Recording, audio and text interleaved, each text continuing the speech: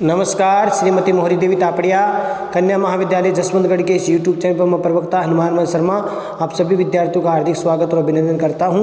प्यारे विद्यार्थियों, बीए द्वितीय वर्ष की कक्षा में हिंदी साहित्य विषय के अंतर्गत साहित्यिक, निबंध व नाटक तथा एकांकी, ये जो आपका द्वितीय प्रश्न पत्र है प्यारे विद्यार्थियों, इसमें आपके एकांकी संग्रह जो आपकी पुस्तक है उसमें पाठों का विवेचन हम कर रहे हैं। तो कल जो विगत वीडियो है उसमें हमने पाठ 1 नया पुराना जो एकांकी थी उपेंद्र नाथ अस्कर जी की, उनको हमने पढ़ लिया है। अब आज हम दूसरी एकांकी लेकर के हाजिर हैं। पाठ 2 दीपदान, बहुत महत्वपूर्ण एकांकी वाला पाठ है ये दीपदान। और ये प्यारे विद्यार्थी, इसके एकांकीकार जो है लेखक कौन है? डॉक्टर राम कुमार वर्मा जी। और इनकी एकांकियाँ बहुत ज़्यादा प्रसिद्ध है। डॉक्टर राम कुमार वर्मा बहुत सर्वश्रेष्ठ एकांकीकार माने जाते हैं। तो प्यारे विद्यार्थियों, चलते हैं डॉक्टर राम कुमार वर्मा जी की रचना है जो है दीपदान। डॉक्टर राम कुमार वर्मा जी के बारे में थोड़ी सी बात बता दें कि हिंदी की छायावादी काव्य धारा के प्रमुख कवि और प्रख्यात आलोचक डॉक्टर राम कुमार वर्मा जी ने हिंदी एकांकी की शिल्प विधि को मांझा यानी बहुत परिष्कृत किया और उन्हें पाश्चात्य नाटकों के जो समकक्ष है ऐसा स्तर है वो प्रदान किया। यानी डॉक्टर राम कुमार वर्मा जी ने जो पाश्चात्य नाटक है उनके समान ही एकांकी को लिखा और इन्होंने हिंदी एकांकी को एक स्वतंत्र विधा के रूप में जो है स्थापित करके एक तरह से एकांकी को गरिमा प्रदान की। और डॉक्टर राम कुमार वर्मा का कवि रूप भी इनके एकांकियों में स्पष्ट रूप से झलकता है। सन 1930 में इन्होंने बादल की मृत्यु एकांकी विश्वविद्यालय के रंगमंच की दृष्टि से लिखा था। सन 1930 में उन्होंने एक एकांकी लिखा, नाम था बादल की मृत्यु, और वह एकांकी विश्वविद्यालय में रंगमंच के लिए लिखा, विश्वविद्यालय में रंगमंच पर दिखाने के लिए इन्होंने लिखा, जिसमें अपनी सफलता की छाप छोड़ी और ऐसी एकांकी लिखी कि उससे उनको सफलता मिली। डॉक्टर वर्मा पाश्चात्य शैली में एक ही लंबे दृश्य और अभिनयात्मक एकांकी के जनक माने जाते हैं। उनके प्रमुख एकांकी संग्रह में देखिए पृथ्वीराज की आँखें, उनकी प्रमुख एकांकी कौन कौन सी है? पृथ्वीराज की आँखें, चारु मित्रा, रेशमी टाई, सप्त किरण, कौमुदी महोत्सव, दीपदान, रजत रश्मि, रिमझिम, विभूति और मयूरपंख, ये इनके प्रमुख एकांकी है। और वर्मा जी के एकांकियों का आधार ऐतिहासिक भी है, सामाजिक भी है। और मूल स्वर की बात करें तो आदर्शवादी इनका मूल स्वर है। और इनके काव्यात्मक अलंकृत शैली के कारण आदर्शवाद भी और अधिक ज़्यादा पुष्ट होता है। इनके काव्यात्मक अलंकृत शैली है उसके कारण एकांकियाँ और अधिक जो है पुष्ट होती है। और इनके एकांकियों को 2 वर्गों में बांट सकते हैं। पढ़े लिखे मध्यम वर्गीय दंपति के बीच में उठने वाली प्रेम संबंधी समस्याओं के संबंध लिखी गई एकांकी और ऐतिहासिक एकांकी, 2 प्रकार की एकांकियाँ उन्होंने लिखी है, आज के मध्यम वर्गीय विषयों को लेकर के और ऐतिहासिक एकांकी। हालांकि दोनों की विषय वस्तु अलग अलग है लेकिन परिणति एक ही है, आदर्श की स्थापना दोनों का, चाहे ऐतिहासिक हो या वर्तमान समय की समस्याओं को लेकर के लिखा जाना या फिर ऐतिहासिकता को लेकर के लिखा जाना, लेकिन दोनों का उद्देश्य एक ही है उनका कि आदर्श की स्थापना की जाए। ऐसी एकांकियाँ इन्होंने लिखी जिससे आदर्श की स्थापना हो। और इन्होंने जो है छायावादी कवि होने के नाते इन्होंने नारी चरित्र, अंग्रेजी शिक्षा और आधुनिक परिवेश और अपना नया व्यक्तित्व खोजते खोजते पुरातनता की कैंचुल को भी उन्होंने नहीं छोड़ा। यानी इन्होंने नारी चरित्र जो है, अंग्रेजी शिक्षा है, आधुनिक परिवेश है, इस प्रकार से ढल करके नए व्यक्तित्व को खोजने में पुरानी चीज़ों को भी नहीं छोड़ा।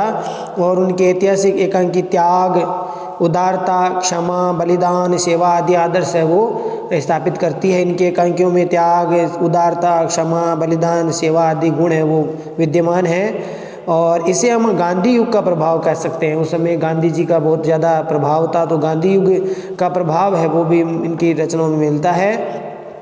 और राष्ट्रीय संदर्भ का भी अभाव है। आरंभ में कौतूहल, संकलन त्रय, चरम सीमा आदि वर्मा जी के एकांकों में देखे जा सकते हैं। आरंभ, कौतूहल, शुरू में ही कौतूहलता इनके एकांकों की विशेषता है। संकलन त्रय, तीनों संकलन त्रय में जो देश, काल, परिस्थिति, कार्य इत्यादि तीनों जो आते हैं वो आ जाते हैं। अब देखिए प्यारे विद्यार्थियों, इस एकांकी में जो दीपदान जो एकांकी है इस एकांकी का विषय वस्तु जो क्या है इसके संदर्भ में हम बात करते हैं तो दीपदान एकांकी एक तरह से ऐतिहासिक एकांकी की पृष्ठभूमि पर लिखी गई है। डॉक्टर रामकुमार वर्मा जी ने यह एक आदर्शवादी एकांकी, इनकी ऐतिहासिक आदर्शवादी एकांकी है। दीपदान एकांकी क्या है? डॉक्टर रामकुमार जी की ऐतिहासिक आदर्शवादी एकांकी है। यह क्या है? ऐतिहासिक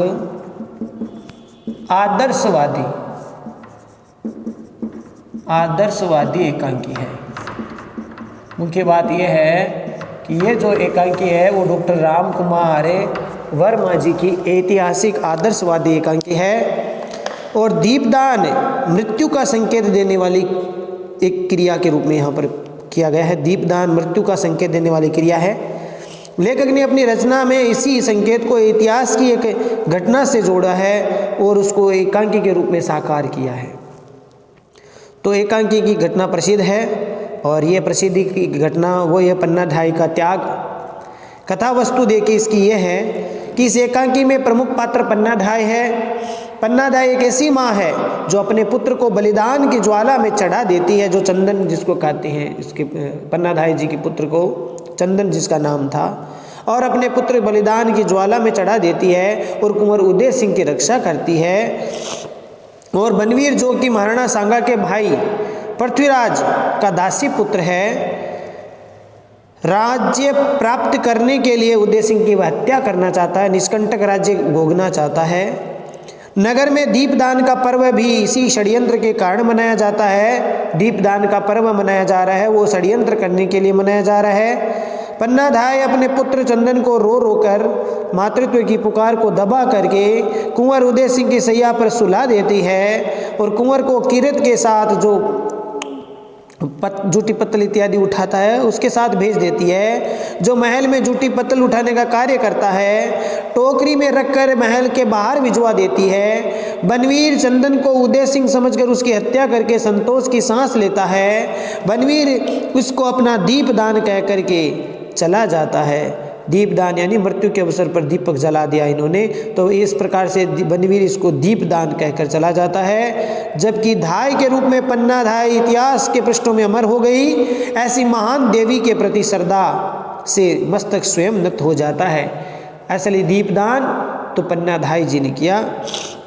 चरित्र चित्रण देखिए, पन्नाधाय का चरित्र चित्रण इस एकांकी का प्रमुख उद्देश्य है। पन्नाधाय को एक आदर्श, एक स्वामी भक्तिनी स्त्री के रूप में चरितार्थ किया है। आदर्श धाय और आदर्श माँ के साथ आदर्श नारी का रूप उसके चरित्र में दृष्टिगत है, वो होता है आदर्श धाय, आदर्श माँ, धाय माने पालन पोषण करने वाली, आदर्श धाय आदर्श माँ के साथ आदर्श नारी के रूप में चरित्र में दृष्टिगत होता है। नारी जाति में वह अपने पुत्र के बलिदान के कारण बहुत ऊंची उठ गई। बाकी संसार में ऐसी कोई माँ नहीं है जो अपने पुत्र का अपने आंखों के सामने हत्या करते देखे, लेकिन पन्नाधाय अपनी स्वामी भक्ति और आदर्श चरित्र के कारण अपने पुत्र का भाई बलिदान दे देती है। और ऐसा दे करके वह जो है बहुत ऊंची उठ गई है बलिदान के कारण। कोई माँ कर्तव्य पालन कर सकती है, अपने आप को किसी की रक्षा में समाप्त कर सकती है, परंतु अपने जिगर के टुकड़े अपने पुत्र को नहीं मरवा सकती है, समाप्त नहीं करवा सकती है। धन्य पन्नाधाय और उसका त्याग, उसने ये सब करके दिखाया। ये इसकी विशेषता है इस एकांकी में। दूसरी ओर बनवीर का चरित्र बड़ा स्वार्थ पर भरा है। बनवीर केवल स्वार्थी भाव रखता है। वह राज्य प्राप्त करने के लिए सभी को जो उसके बाधक बनते उसे मौत के घाट उतारता चाहता है। स्वार्थपरता के कारण ही मानव से दानव बन जाता है। पन्नाधाय की बात का उसके ऊपर कोई प्रभाव नहीं पड़ता। वह बहुत समझाती है लेकिन वह समझ नहीं पाता, उसके ऊपर स्वार्थ का जो पर्दा पड़ जाता है। इसके कारण वह पन्नाधाय, वह बनवीर मानव से दानव बन जाता है। कीरत का चरित्र उसके त्याग के कारण ऊंचा उठता है। कीरत का जो चरित्र है, जो जूठी पत्तल उठाता है, वह भी इस त्याग के कार्य में सहयोग करता है। यानी पन्नाधाय ने जो त्याग किया उसके कार्य में, तो वह उसका चरित्र भी उसके त्याग के कारण ऊंचा उठ जाता है। कुंवर उदय सिंह के चरित्र में बालकपन में क्षत्रियत्व का तेज झलकता है। तो ये तो चरित्र चित्रण हुआ। उद्देश्य की बात करें तो इस एकांकी का प्रमुख उद्देश्य दीपदान के माध्यम से त्याग और बलिदान एक ऐतिहासिक घटना पाठकों के समक्ष रखना है। एकांकी का मुख्य उद्देश्य क्या है? दीपदान के माध्यम से त्याग और बलिदान एक घटना, ऐतिहासिक जो घटना है उसके समकक्ष, उसको समक्ष रखना है, सामने रखना है। चरित्र निर्माण के लिए आगे आने वाली पीढ़ियों के लिए ये ज्वलंत उदाहरण के रूप में मार्गदर्शक करेगी। चरित्र निर्माण की बात हो, चाहे वह त्याग की भावना हो, वह आगे आने वाली जो पीढ़ियां हैं उन पीढ़ियों के लिए ज्वलंत उदाहरण के रूप में मार्गदर्शन करेगी।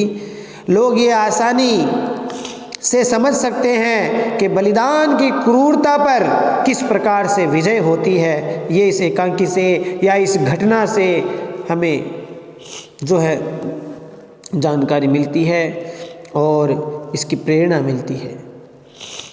भारतीय नारी ऐसी प्रेरणाओं के आत्मबल प्राप्त करके त्याग और बलिदान की अग्रसर होती है। भारतीय नारी ऐसी नारी है जो ऐसे आत्मबल के साथ में ऐसी प्रेरणाओं से आत्मबल प्राप्त करके त्याग और बलिदान की ओर अग्रसर रहती है। और यही एकांकीकार का मुख्य उद्देश्य है, संदेश देना है। इतिहास के पृष्ठों में ये घटना सदा पाठकों में एक नई प्रेरणा देती रहेगी। ये पन्नाधाय का त्याग, ये पन्नाधाय का दीपदान, ये हमेशा इतिहास में अमर रहेगा। ये पाठकों को एक नई प्रेरणा देती रहेगी। तो प्यारे विद्यार्थियों, ये थे थोड़ी सी डॉक्टर राम कुमार वर्मा जी के बारे में और इस दीपदान एकांकी के संदर्भ में थोड़ी सी भूमिका के रूप में ये बात बताई है। तो चलिए प्यारे विद्यार्थियों, अब हम देखते हैं दीपदान। पहले पात्र परिचय को देखते हैं। तो पहले पात्र परिचय, दीपदान एकांकीकार कौन है? डॉक्टर राम कुमार वर्मा जी, और ये एक ऐतिहासिक आदर्शवादी एकांकी है। पात्र परिचय में देखिए, इसमें एक कुंवर उदय सिंह जी पात्र है। कुंवर उदय सिंह जो चित्तौड़ के स्वर्गीय महाराणा सांगा का सबसे छोटा पुत्र है। कुंवर उदय सिंह चित्तौड़ के स्वर्गीय महाराणा सांगा का सबसे छोटा पुत्र है और वही राज्य का एकमात्र उत्तराधिकारी है। आयु उसकी उस समय 14 वर्ष है। दूसरा पात्र जो है चंदन धाय माँ, जो पन्नाधाय है, पन्नाधाय का पुत्र है और आयु उसकी 13 वर्ष है। तीसरा पात्र बनवीर है, जो महाराणा सांगा के भाई पृथ्वीराज का दासी पुत्र कहा गया है। पुत्र है वो, दासी पुत्र है पृथ्वीराज, महाराणा सांगा का भाई पृथ्वीराज, उसका दासी पुत्र बनवीर है और उसकी उम्र यहाँ पर बताइए, आयु जो है 32 वर्ष है उसकी आयु। और कीरत जो पात्र है वह जुटी जो पत्तल है उठाने वाला बारी है, सेवक है, उसकी आयु 40 वर्ष है। और पन्नाधाय वह कुंवर उदय सिंह का संरक्षण करने वाली, उसकी रक्षा करने वाली धाय है और चंदन की माँ है और उसकी उम्र जो आयु है वह है प्यारे विद्यार्थियों 30 वर्ष है। आयु कितनी उसकी? 30 वर्ष है। सोना प्यारे विद्यार्थियों रावल स्वरूप सिंह की अत्यंत रूपवती लड़की है। सोना कौन है? इस सोना जो पात्र है वो रावल स्वरूप सिंह की अत्यंत रूपवती लड़की है, बहुत सुंदर है, रूपवती है। कुंवर उदय सिंह के साथ खेलने वाली है, छोटी है और वह कुंवर उदय सिंह के साथ खेलती रहती है। वो उसकी आयु जो है 16 वर्ष है। शामली जो पात्र है वो अंतपुर की परिचारिका है। शामली जो है अंतपुर जो महल है पन्नाधाय जी का, उस वहाँ पर वो रहने वाली एक परिचारिका है, सेविका है। उसकी आयु 28 वर्ष है, महल में रहने वाली परिचारिका है। काल के समय की बात करें तो घटना 1536 की है। 1536 का समय इसमें बताया गया है। और समय रात्रि का दूसरा पहर, ये दृश्य जो दिखाया जा रहा है रंगमंच पर या इस एकांकी का जो प्रारंभ है वो रात्रि का दूसरा प्रहर दिखाया जा रहा है। रात्रि का दूसरा पहर का तात्पर्य क्या होता है प्यारे विद्यार्थी? एक पहर कितने घंटे का होता है? 3 घंटे का। तो दूसरा पहर है तो रात्रि जहाँ से आरंभ होती है 6 से 9, 9 से 12, तो 12 बजे का दूसरा पहर हो गया। स्थान कुंवर उदय सिंह की कक्ष यहाँ पर दिखाया गया रंगमंच पर। कुंवर उदय सिंह का कक्ष जो चित्तौड़ है उसका दृश्य दिखाया जा रहा है यहाँ रंगमंच पर, ठीक है। रंगमंच पर जो दृश्य दिखाया जा रहा है वो प्यारे विद्यार्थियों, ये जैसे रंगमंच है, इस रंगमंच की तरह मैं बता रहा हूँ, बाकी जो लिखा है लेखक ने, एकांकीकार ने, तो ये जो समय यहाँ पर ये जो रंगमंच दिखाया जा रहा है, राजमहल का सदृश्य यहाँ पर दिखाया जा रहा है और उसमें समय वो है रात्रि का समय। कुंवर उदय सिंह का ये कक्ष है, ठीक है, ये कुंवर उदय सिंह का कक्ष है। यहाँ पर चंदन और ये जो है उनका कुंवर उदय सिंह का जो है एक तरह से शयन कक्ष है, पन्नाधाय का कमरा है। तो इस प्रकार से ये सब चीज़ें यहाँ पर दिखाई गई है। तो इसको हम थोड़ा सा देखते हैं प्यारे विद्यार्थियों। कक्ष में पूरी सजावट है, कक्ष में पूरी सजावट है। रेस दरवाज़ों पर रेशमी पर्दे पड़े हुए हैं और एक पार्श्व में बगल में उदय सिंह की सैया है और सिरहाने पन्ना के बैठने का स्थान है, ठीक है। वहाँ पर सिरहाने पन्नाधाय बैठने का स्थान है कोई, और जैसे कुर्सी इत्यादि है कोई बैठने की, और साथ में ये जो दृश्य दिखाया जा रहा है वहाँ पर पन्नाधाय की सैया है, बिस्तर है। नेपथ्य में ना पर्दे के पीछे, नेपथ्य किसको कहते हैं? पर्दे के पीछे का स्थान। तो नेपथ्य में नारियों का सम्मिलित नृत्य स्वर, नृत्य ध्वनि और गान से धीरे धीरे हल्का होता दिखाई जा रहा है। स्त्रियां गीत गा रही है, नृत्य कर रही है, नृत्य की ध्वनि आ रही है, उस गान को यहाँ पर पर्दे से पीछे ही सुनाया जा रहा है, ठीक है। अब देखो, पात्र है उदय सिंह। उदय सिंह आया है, दौड़ता हुआ आता है और पुकारता है, धाय माँ, ऐसे जोर जोर से पुकारता है। अब देखिए पन्ना क्या कहती है, पन्ना नामक जो पात्र है वो कहती है, पन्ना कहती है भीतर से आती हुई, क्या है कुंवर, क्या है? ये देख करके उसको देख करके, अरे रात हो गई और तुमने अभी तक तलवार मयान में नहीं रखी। ये कौन कह रही है? पन्ना कह रही है। किसको? उदय सिंह को, कि रात हो गई है और तुमने अभी तक तलवार मयान में नहीं रखी है।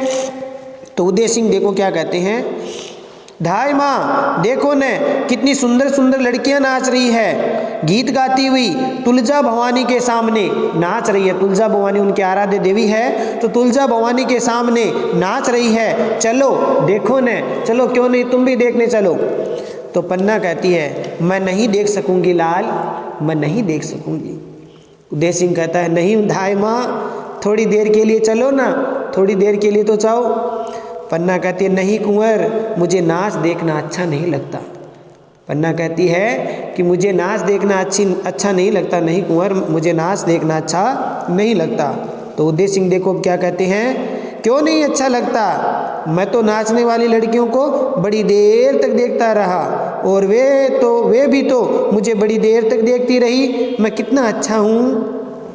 ये बात कहते, बालक है, बोलापन है, तो ये बात कह रहे हैं। पन्ना कहती है बहुत अच्छे हो, तुम तो बहुत अच्छे हो, तुम तो चित्तौड़ के सूरज हो, महाराणा सांगा जी के छोटे कुंवर हो, सूरज की तरह तुम्हारा उदय हुआ है, तभी तो तुम्हारा नाम कुंवर उदय सिंह रखा गया है, ठीक है। पन्ना कहती है तुम बहुत अच्छे हो, तुम तो चित्तौड़ के सूरज हो, महाराणा सांगा जी के छोटे कुंवर, सूरज की तरह तुम्हारा उदय हुआ है और तभी तो तुम्हारा नाम कुंवर उदय सिंह रखा गया है। उदय सिंह हंस कर के कहता है अच्छा ये बात है, पर क्या रात में भी सूरज का उदय होता है? मैं तो रात में भी हंसता खेलता रहता हूँ। कि क्या सूरज रात को भी उदय होता है? मैं तो रात में भी हंसता खेलता रहता हूँ। पन्ना कहती है दिन में तो तुम चित्तौड़ के सूरज हो कुंवर, और रात में तुम राजवंश के दीपक हो। दिन में तुम चित्तौड़ के क्या हो? सूरज हो, और रात में तुम राजवंश के दीपक हो, महाराणा सांगा के कुल दीपक हो तुम। उदय सिंह कहता है कुल दीपक, कहीं तुम मुझे दान न कर देना धाय माँ, अगर मैं दीपक हूँ तो कहीं तुम मुझे दीप दान मत कर देना। तो दान न कर देना धाय माँ, वे नाचने वाली लड़कियाँ तुलजा भवानी की पूजा में दीप दान करके ही नाच रही है, और वे दीपक छोटे से कुंड में कैसे नाचते हैं, वो बहाते हैं उनको पानी में, मचले हुए स्वर में। चलो न धाय माँ, तुम उनका दीपदान देख लो, जिस तरह उनके दीपक नाचते हैं उसी तरह से वे भी नाच रही है, चलो ना देखने के लिए। पन्ना कहती है मैं इस समय कुछ भी नहीं देखूंगी कुंवर, मैं इस समय कुछ भी नहीं देखूंगी कुंवर।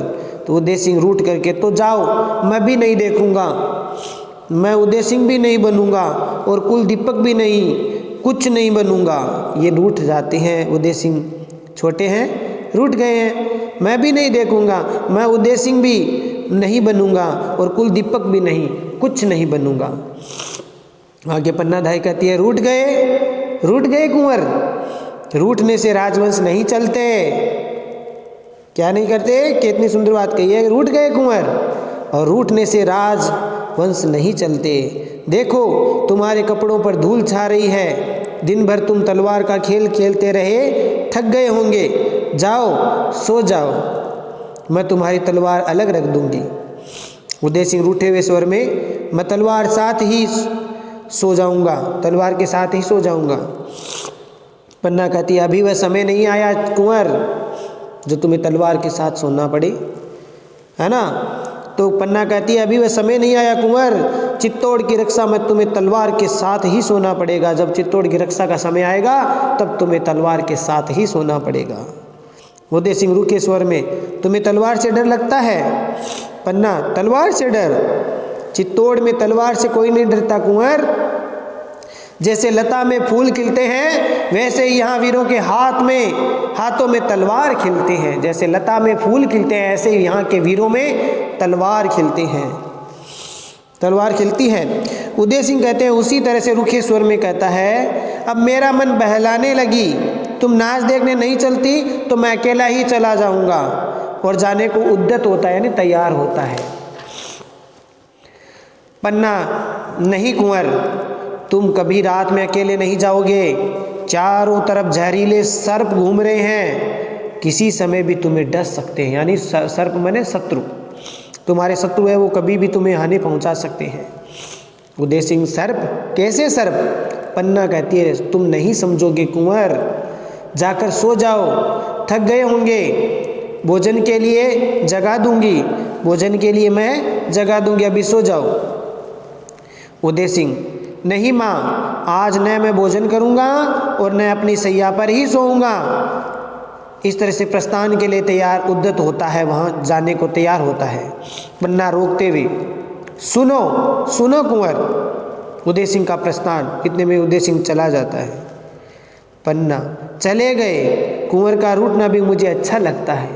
पन्ना मनी मन बात कर रही है, चले गए, कुंवर का रूठना भी मुझे अच्छा लगता है, मना लूँगी। नाच गान दीप दान इसी से चित्तौड़ की रक्षा होगी। चित्तौड़ में ये बहुत हो चुका है, बहुत हो चुका है, और अब तो बनवीर का राज्य है। इतने में ही वहाँ उस रंगमंच पर नुपुर नाद करते हुए किशोरी का प्रवेश होता है। नुपुर नाद मैंने घुंघरुओं की आवाज़, घुंघरू जो पहने हुए इस किशोरी प्रवेश करती है और उसकी घुंघरू से आवाज़ आ रही है, वो आती है सोना, जो कौन है? रावल स्वरूप सिंह की रूपवती लड़की, वह आती है सोना। धाय माँ को प्रणाम। पन्ना कौन? सोना मैं हूँ सोना, रावल स्वरूप सिंह की लड़की। कुंवर जी कहाँ है? पन्ना कहती है वे थक गए हैं, सोना चाहते हैं। सोना चाहते हैं तो मैं भी सोना ही हूँ।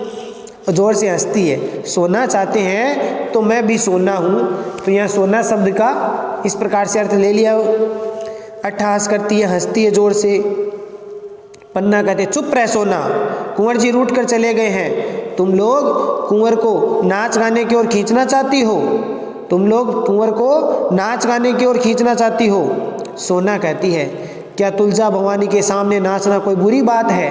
हम तुलजा भवानी के सामने नाचते हैं तो कोई बुरी बात है? आज हम लोगों ने दीप दान किया है और मन भर करके नाचा है, और यूँ नाच करके दिखाती है, यूँ नाचा है, इस प्रकार से नाच करके दिखाती है। फिर देखिए कुंवर जी भी तो बड़ी देर तक हमारा नाच देखते रही है। अभी हमने देखा था कुंवर जी हमारा नाच देख रहे थे, मैं भी उनको देख करके बहुत नाची, उनको हमारा नाच बहुत अच्छा लगा, बहुत अच्छा। देखो पैरों में ये ताल, और वह नुपुर की झनकार करके सुनाती है। पन्ना कहती है बस बस सोना, अगर तू राहुल जी की लड़की नहीं होती तो ऐसे तो शब्द रुका है, डॉट डॉट डॉट ये आया है। तो सोना कहती है कटार भोंक देती, कटार मेरे को कटार भोंक देती, अट्ठहास करती है, जोर जोर से हंसती है। धाय माँ, तुमने उदय सिंह के सामने तो अपने पुत्र चंदन को भी बुला दिया। हे धाय माँ, तुमने तो उदय सिंह के सामने अपने पुत्र चंदन को भी बुला दिया। पन्ना, रहने दे, जानती नहीं बनवीर का राज्य है, तू नहीं जानती बनवीर का राज्य है। सोना, ओहो बनवीर, उन्हें श्री महाराज बनवीर कहो, हमारे लिए वे एक रेशम की झूल लाए थे। ठीक है, एक झूल लाए थे, उसे सिर से ओढ़ कर नाचने में ऐसा लगता है जैसे मकड़ी के जाले के आर पार चंद्रमा की किरणें थिरक रही है। हाँ, इस तरह से वो बताती है कि हमारे लिए बनवीर ने तो महाराज ने रेशम की झूल लाई है। पन्ना, बहुत नाचती हो, तो बनवीर की तुम पर बड़ी कृपा है। सोना, द्रौपदी की चीर की तरह आज प्रातःकाल उन्होंने मुझे बुलाया और कहा, डॉट डॉट डॉट यह है, कहा, रुक गए हैं यहाँ पर। धाय माँ, तुम बुरा तो नहीं मानोगी। पन्ना कहती है, मैं क्यों बुरा मानूंगी। सोना कहती है, उन्होंने कहा महल में धाय माँ अरावली पहाड़ बन कर के बैठ गई है। अरावली पहाड़, बनवीर ने तुम्हारे लिए क्या कहा है। पन्ना, तुम्हारे लिए अरावली पहाड़ का है कि धाय माँ है वो अरावली पहाड़ बन कर के बैठ गई है। और वो जोर से हंसती है। तो तुम लोग बनास नदी बनकर बहो, खूब नाचो गाओ। यूँ आज कोई उत्सव का दिन नहीं था, फिर भी उन्होंने कहा मेरे बनवाए हुए मयूर पक्षकुंड में दीपदान करो। मयूर पक्षकुंड का नाम है, वहाँ पर दीपदान करो। मालूम हो जैसे मेघ पानी पानी हो गए हो और बिजलियाँ टुकड़े टुकड़े हो गई हो, इस प्रकार से लगना चाहिए। और ये जो आयोजन था दीपदान का वो बनवीर ने रखा। पन्ना, बड़ी उमंग में हो आज, बड़ी खुशी में। सोना कहती है, दीपकों के साथ उमंग भी लो देने लगी है। धाय माँ, सारा जीवन ही एक दीपावली का त्यौहार बन गया है, ऐसा लगता है सारा जीवन ही दीपावली का त्यौहार है, मैं बहुत खुश हूँ। पन्ना कहती है, तो यही त्यौहार तुम मना रही हो तुम।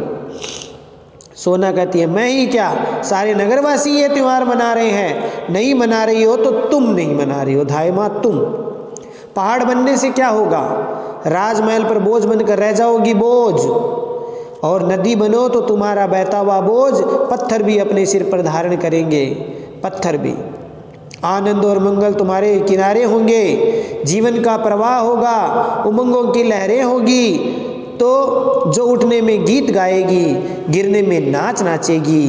तो इस प्रकार से यहाँ पर बात कही है सोना ने कि मैं क्या, सारे नगरवासी ये त्यौहार मना रहे हैं। नहीं मना रहे हो तो केवल तुम नहीं मना रहे हो। पहाड़ बनने से क्या होगा, राजमहल पर बोझ बन करके रह जाओगी। और नदी बनो तो तुम्हारा बहता हुआ बोझ पत्थर भी अपना सिर पर धारण करेंगे, और पत्थर भी।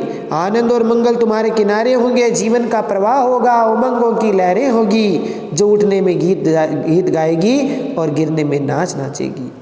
पन्ना, बनवीर के अनुग्रह में तुम्हें पागल बना दिया है सोना। पन्ना कहती है कि बनवीर के अनुग्रह ने, कृपा ने तुम्हें बहुत ज़्यादा पागल बना दिया सोना। सोना कहती है, धाय माँ, पागल कौन नहीं है। महाराणा विक्रमादित्य अपने 7000 पहलवानों के साथ पागल है।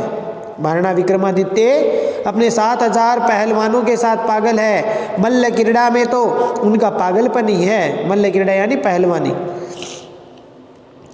महाराज बनवीर महाराणा विक्रमादित्य की आत्मीयता से पागल है। महाराज बनवीर तो महाराणा विक्रमादित्य की आत्मीयता से, अपनेपन से पागल है। सारा नगर आज के त्यौहार में पागल है। तुम कुंवर उदय सिंह के स्नेह में पागल हो, और मैं हंस करके, मेरी कुछ न पूछो धाय माँ, मैं तो इन सब से पागलपन में पागल हूँ। तुम चाहे जो कहो। हाँ, तो कुंवर उदय सिंह कहाँ है, बताओ कुंवर उदय सिंह कहाँ है। तो पन्ना कहती है, कुंवर उदय सिंह को छोड़ो सोना, वे बहुत थक गए हैं, अब सो रहे होंगे। तुम जाओ, यहाँ कहीं तुम्हारा पागलपन कम न हो जाए, जाओ तुम अपने पागलपन में रहो।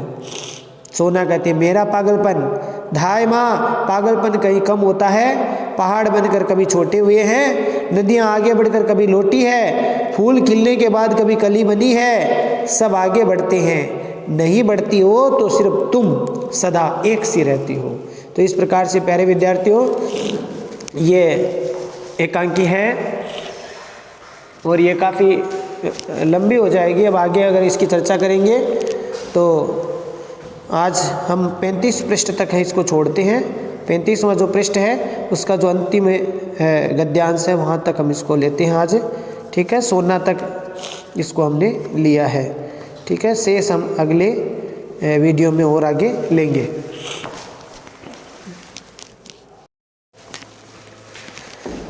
तो प्यारे विद्यार्थियों आज के लिए बस इतना ही। अगले वीडियो में जो है फिर हाजिर होंगे इस एकांकी के आगे के जो पात्र हैं उनका संवाद को लेकर के, उनके संवाद कथोपकथन को लेकर के। तब तक के लिए ये जो आप तक जो हमने आज पढ़ाया है उसकी आपको जानकारी ठीक प्रकार से आप ठीक उनको पुनः देखेंगे, पढ़ेंगे और ये पात्र परिचय वो ठीक प्रकार से समझेंगे। और राम कुमार वर्मा जी के बारे में भी हमने बातें बताई, वो याद करनी है आपको। ठीक है प्यारे विद्यार्थियों, तो आज तक 35 नंबर जो पृष्ठ है वहाँ तक का जो भाग हमने लिया, शेष है वो आगे की वीडियो में लेंगे। तब तक के लिए इनको चैनल को लाइक, शेयर और सब्सक्राइब करना। जय भारत, जय हिंदी, धन्यवाद। पढ़ते रहो और गंभीरता से पढ़ते रहो प्यारे विद्यार्थियों।